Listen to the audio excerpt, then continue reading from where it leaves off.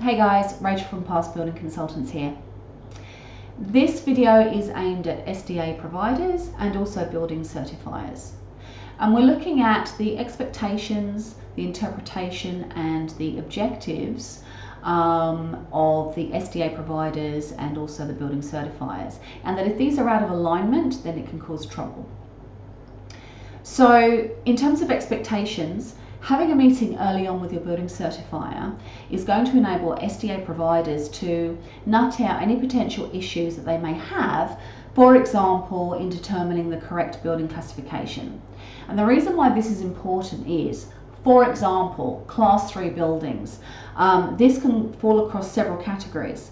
And when you look at the building classifications and then bring these across to the SDA rules and the classifications within those, and then your price guides, you can make a big difference in terms of your return on investment, depending on which category the building classification falls into.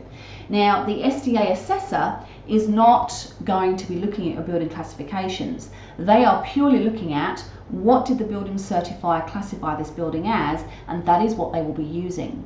So it's really important to speak to the building certifier early on so that providers and certifiers are on the same page in terms of what the expectations and objectives are for the SDA provider. Just to give you an example, for one participant, it can make the difference between $8,000 a year per participant, depending on which kind of Class 3 category the building certifier stipulates the building to be. So that's one really important area. Another area is certain building classifications and compliance with Australian Standard 1428 Part 1, and bathrooms is a really good example. So the SDA assessor isn't going to be looking for grab rails, is not going to be looking for backrests, and is not going to be looking for shower seats. And the reason for that is that they are going to be looking for flexibility for individual participants. However, again, depending on the building classification, the building certifier is going to need to meet the requirements of AS 1428 Part 1.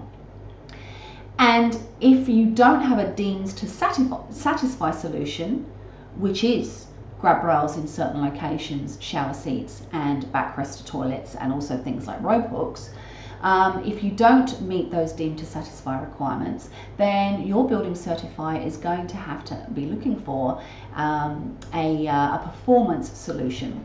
Now, the performance solution would probably be written by your SDA assessor, but that's going to, as an SDA provider, you're going to be weighing up the cost of having a performance solution report done as opposed to complying with the building certifier's requirements, and then determining whether taking out possibly the grab rails and the backrest and the shower seat because it doesn't meet the participants' requirements, whether that is going to be a better way to go about it than getting a performance solution in the beginning.